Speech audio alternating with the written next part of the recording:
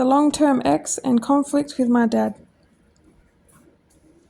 My ex and I met at a workplace, at a major retail store, working in the same department. At first, when we just met, he was putting me down by bullying me and he made me cry. I was only new in the department, but I was good. I was a quick learner. That bothered him, and he wanted to assert power over me. He was so negative about everyone else's hard work. He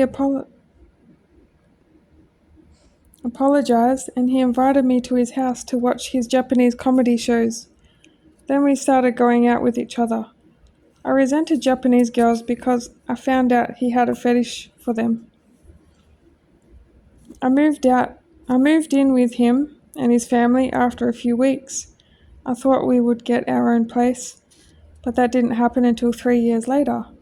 My parents were charging me rent for months when I didn't live there anymore as well. Also, I was paying my ex's mum's rent too. So I was paying rent in 2 places. He had a dysfunctional, toxic family too. All I wanted was real love, so I tried to change my ex to make him love me. He had no empathy. It was like he was a cold-blooded, uncaring creature. I had emotional issues back then, because I was young, as a teenager, full of hormones. And my ex was a narcissist. I ignored the red flags. And actually, I didn't even know what a narcissist was back then, until I watched YouTube videos. I didn't know about red flags. I was so gullible. I was also toxic and unhealed. I had a lot of emotional baggage. He flirted his way to become a department manager. His ego was so huge, he constantly put everyone else around him down. All he talked about was work, work, and work, and complaining about all the other co-workers. In my mind, I thought they all did a great job at work. He was financially abusive. As soon as I met him, he wanted to join bank accounts. I kept refusing to do that. Thankfully, I didn't join bank accounts for the whole duration of the relationship. He kept wanting to. I was always fighting for my rights about my bank account. He would look at my bank account, though, quite often, sometimes looking over my shoulder to see my bank account on my phone.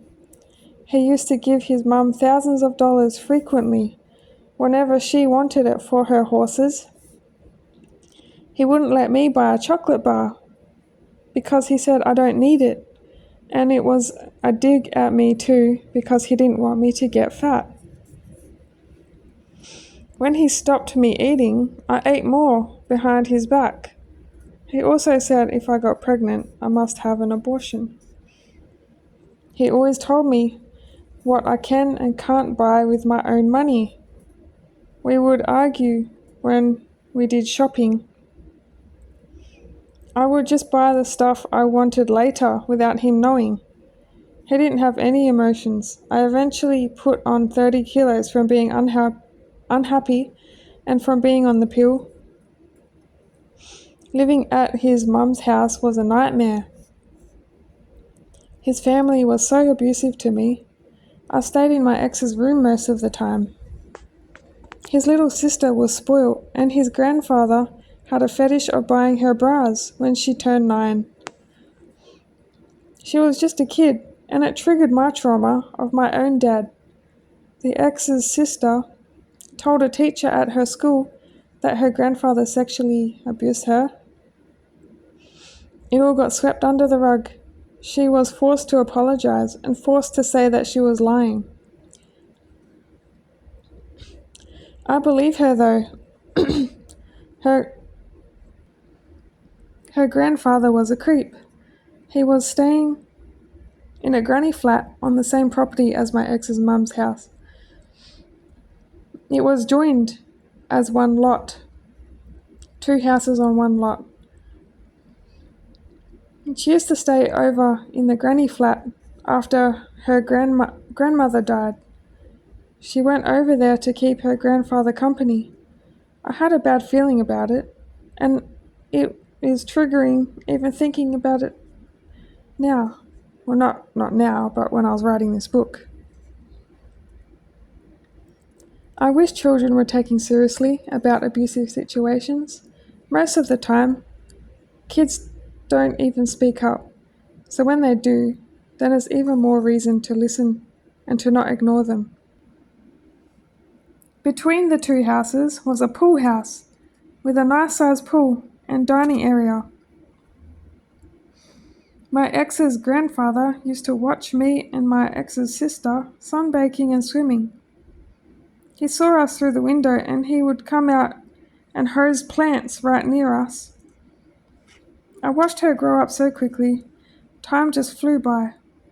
She had a baby at 17 years old with a 40-year-old man. I don't want to judge her life choices, but I felt protective over her.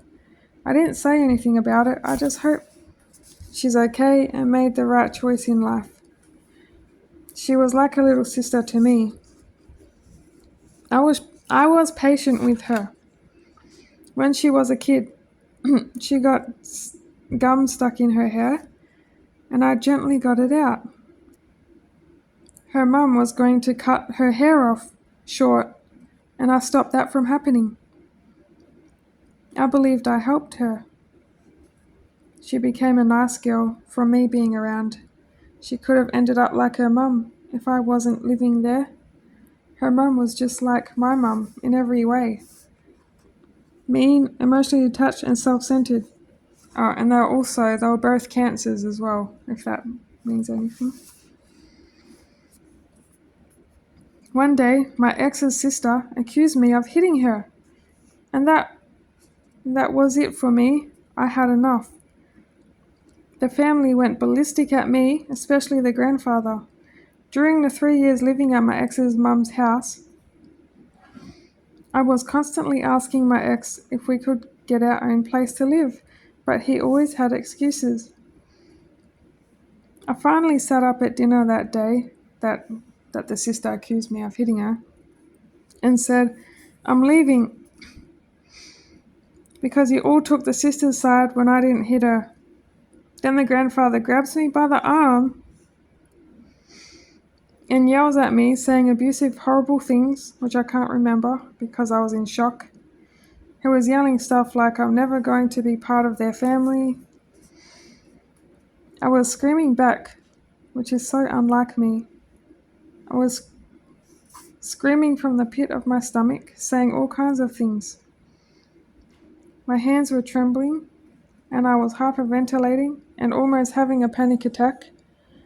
I wasn't used to being that overwhelmed.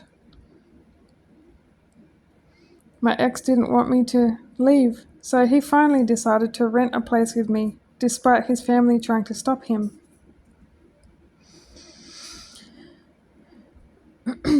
I was so happy to have our own home, and I told my parents hoping they would be happy or visit, but they didn't care. I felt abandoned again. They didn't come to see me until one of my birthdays. Mum came and she gave me a cheap gift, a wall ornament, which was bent and had beads missing from the slots. She came inside for a minute, then went back home just a few streets away. If I wanted to see them, I would have to visit them. They couldn't be bothered visiting me.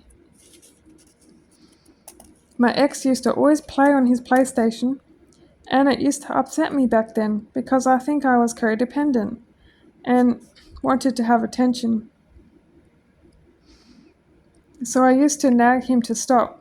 Also, it made me jealous because he would spend all day playing on his PlayStation with other women instead of spending time with me. Our only day off together, he would choose to play PlayStation all day. I felt so alone and had no friends or family or real love. That's where my obsession for plants came from. One thing in common with my ex was playing Minecraft together. That game made me feel isolated though, because I was in a world by myself while he was doing his own thing in the game. I was so miserable. The only thing that made me feel happy was to buy plants. I ended up with tons. The ex didn't like me doing it, but I bought plants behind his back, especially if he went and bought something for $600 or something, not letting me buy anything with my money. During the 3 years of staying with my long-term boyfriend at his family's house, I got pneumonia, which I talked about before, but I'll go into it more. And I was in hospital for 4 days and quarantined for 3 months. My family said they'd rather go motorbike riding than see me and spend time with me, because the weather was nice. I could hardly breathe and could have died. My ex took me to the hospital. I was in quarantine and couldn't work. I ran out of sick leave and had to rely on my ex. I felt obligated to stay with him because he was there for me when I needed help. That's another reason. When me and my ex were both working in our old hometown, I would go to see my parents sometimes when he let me. I'm just going to say, my old hometown was Katanning, Western Australia. Sometimes we went there together, but he would make an excuse to leave. Most of the time, he would say he's going into work even though it was his day off. He did that for 2 reasons: to avoid my family and to look good to the manager so he could get a promotion, which he finally did get. He used to suck up to the managers, and like I mentioned, he liked to flirt his way up too. All the managers loved him. He put on a facade, which made him look like a great guy. He also put other workers down behind their back to make himself look good. What is most upsetting to me is I had to spend most of my free time at his family's house and his friends' houses. He wouldn't come to my family's house much. He wouldn't let me see my nana in hospital, or even my sister when she was in hospital. He didn't let me do anything. I couldn't even eat in his car because he said I would ruin his car. And right after he said that, he ate a sausage roll, which put flakes everywhere. I had to be invisible, or I would be treated invisible. It took a long time after leaving him to teach myself that I am worthy and I am not invisible. I am a totally different person now. I'm a lot stronger and wiser. It felt weird not being someone's shadow after I left him, and I learnt to know myself. One reason he didn't get along with my dad is because once we went to visit my parents, and my ex tried to hack into my dad's computer. I was telling him to stop, but he didn't listen. Dad walked in and started yelling at both of us. My ex acted like a victim, saying Dad was treating him like a 2-year-old. My ex took it out on me and gave me cold shoulder too. My dad flipped out and overreacted as well. I think it's because he stored tons of photos of my sister on there. And who knows what else. He used to just sit in front of his computer staring at her photos, saying, "Wow, she's pretty princess." I watched him just flick back and forth through her pictures. He did it in plain sight. He would spend hours looking at her photos. One time, my ex and I were invited to a work get-together at a pub with a few other work colleagues. My ex broke a chair from mucking around and he got kicked out.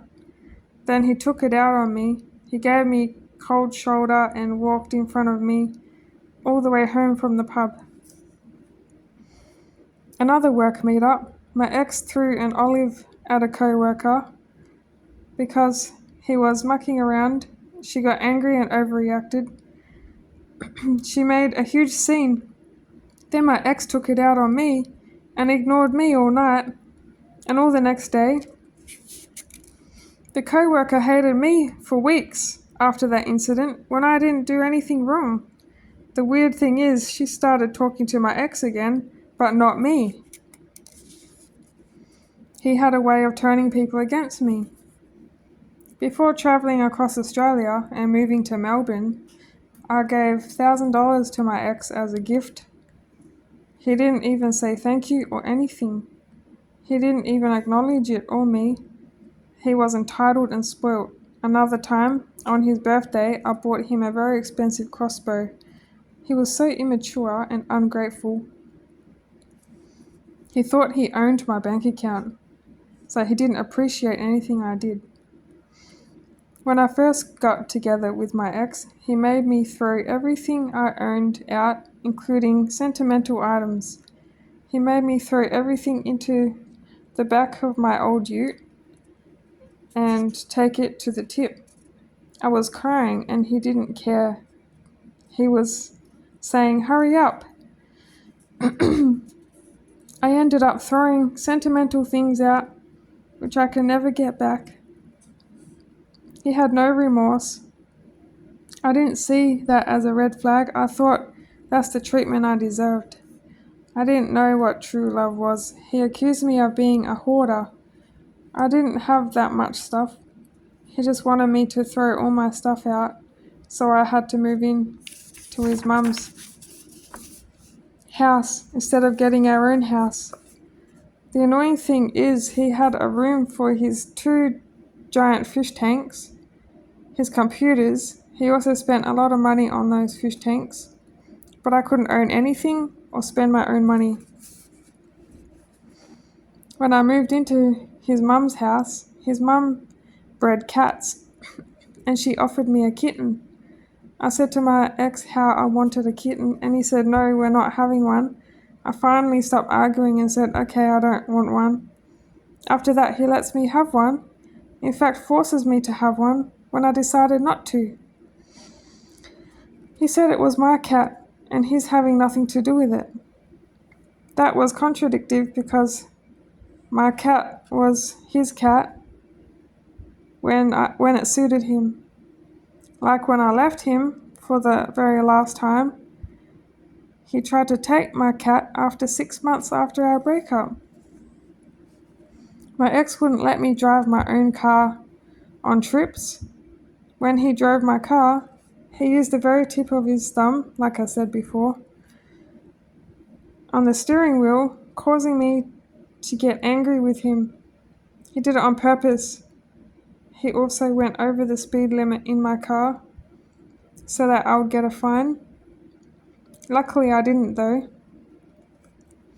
He just tried to scare me. He drove dangerously in his car too. A few times he would swerve around trying to scare me. He would tailgate everyone in front of him too. Pneumonia and more on the long-term ex. When I had pneumonia, I went to the doctors and fell on the floor because I couldn't breathe and the doctors didn't care. This was in Katanning, by the way. They were narcissists. The doctor, he was European, very arrogant as well. Just mention that in case I haven't written it. Or had some kind of evil spirit in them. The ladies behind the desk thought I was faking it. The doctor prescribed me the wrong medication with someone else's name. When I went to the hospital for a better opinion, that doctor said I just have a cold and to go home. Also, I had to wait in the waiting room for a long time struggling to breathe. 2 hours or something. I was sick then and I went I was sick, then I went back and they did an x-ray and realized I had pneumonia. So I went to a hospital bed and the main doctor was away for a day. A nurse had to do everything, but she had no idea what she was doing and she missed the vein in my arm when putting a tube in. She caused numbness in my arm for months. A chiropractor fixed it for me by doing something to the nerve in my wrist. The next day, the doctor came and put the tube in properly. I felt so let down by doctors that I still find it hard trusting them, especially after the passive-aggressive treatment. Also, I told the hospital staff I'm celiac and they didn't take it seriously, so I couldn't eat the food on the first day. They took it out on me the next day and gave me slushy food with no flavour, plain fish with no salt or anything, watery and gross. The whole experience made me feel like a burden. I think I got pneumonia from a mixture of things. One, I sat outside in the cold at night, all alone, because my ex was still on his PlayStation all day and through the night. I sat out and looked at the stars and cried. His mum's horses came up and comforted me. Secondly, I breathed in potting mix and didn't wear gloves, so I could have caught something from that. One time at my ex's mum's house, I decided to spend some time with the ex's sister. Then that night, my ex takes it out on me and locks the door because he put a lock on his door that we were staying in at his mum's house. All my stuff was in there. I was so emotional, he wouldn't let me in. I started running out and ran along the train tracks crying. I ran to the town and just walked around under the street lights. I was on my way to see if my parents were awake to go over there and sleep for the night. My ex finally came and found me in his car and told me to get in, that I'm overreacting. He said he wasn't looking for me. He just wanted to drive around. He used to say stuff like that a lot to make me feel unimportant. For example, once he bought flowers and he said they're not for me. I bought them just because they are on special. Or probably just to make his bosses happy too. So,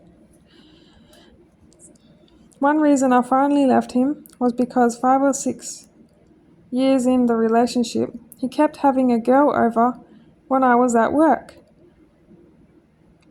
She was clearly hitting on him and wearing low-cut shirts sitting on the floor in front of him. I used to come home to her being there. I had a problem with it. She knew she was being a homewrecker. She pulled her shirt up when she saw me, which gave away her intentions even more. One day she got really drunk and stayed over. She stayed in our bed. My ex decided to sleep on top of the blanket with her, spooning her, instead of under the blankets with me. He used to drive her home every night too, and didn't care if I walked home in the dark in the past. He had no emotions for me. The whole experience was painful. I was forced to get along with her, even though I hated her. Also, I never had friends and didn't want a forced friendship, because I know that all girls hated me.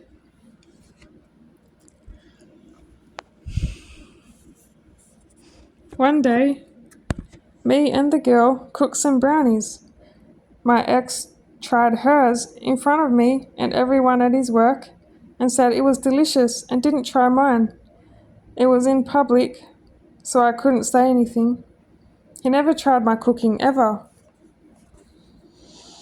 And that was really hurtful that day. He would try another girl's brownie and not mine, and I'm his own girlfriend. In front of everyone. And no one even cared. My ex knew how I felt about marriage. I didn't want to get married at the time. He was so manipulative. He organized a day out with the friend, girl, and me to go go-karting. So she sat in the front seat, my seat, on the way there. My ex out of nowhere asked me to marry him in front of her. He knows how I felt about it. I said no. He made me look bad in front of his girl as a friend. He always used other people to manipulate me and get his way.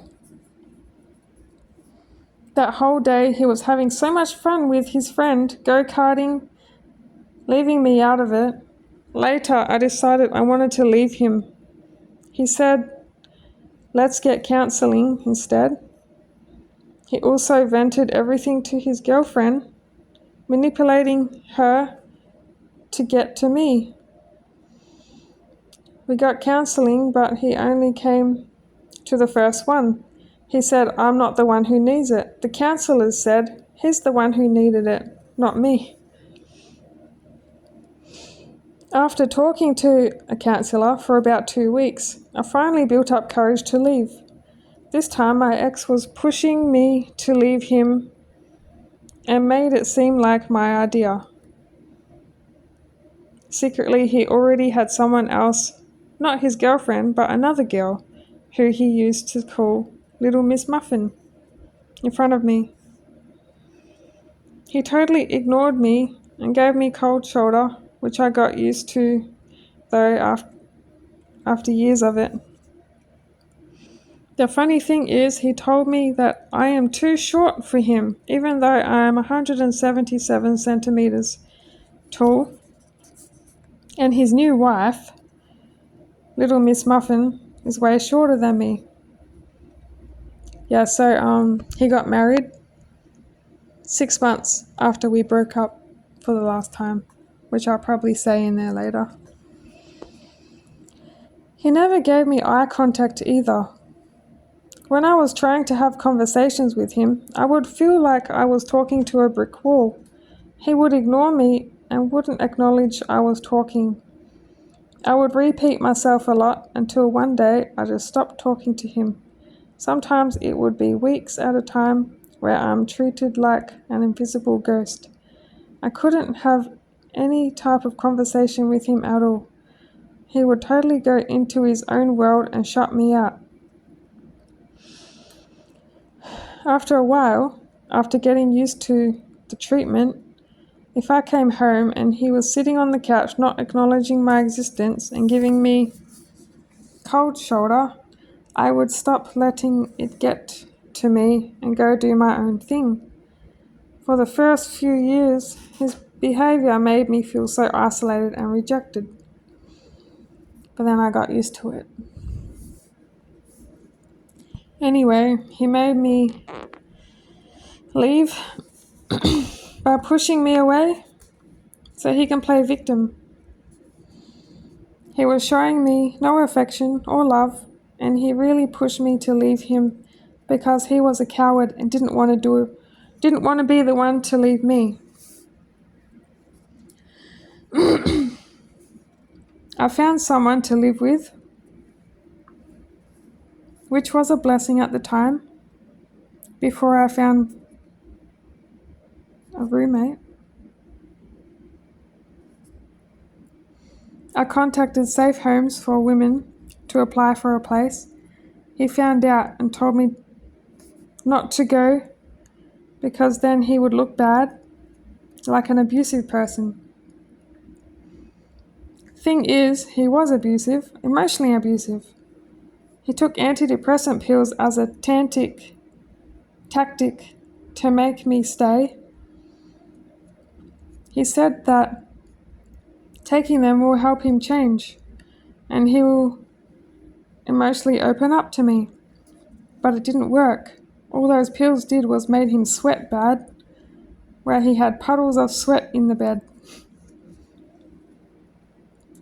6 months later, after we split, he asked to take my girl Cat via email. I said no. He already took everything, even all the bond money. He threatened to take me to court if I didn't give him the bond money to him. He probably used it towards buying his new girlfriend, wife, a ring to marry her. He took my computer and everything, left me with just kitchen stuff and my clothing.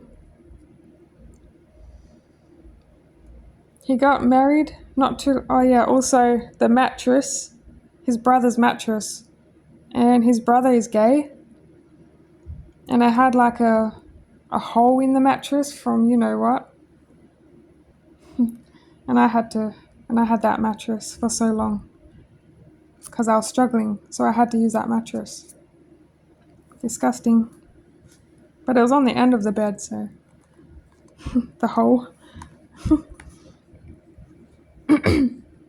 Yeah, so he got married not too long after breaking up. That's why he wanted my cat, to impress his new soon-to-be wife. He hated the cats anyway. He wouldn't allow them to jump up on furniture. He showed no affection towards them. All he did was yell at them and push them off his lap. And that's all I'm reading for now, and I'll see you in the next one.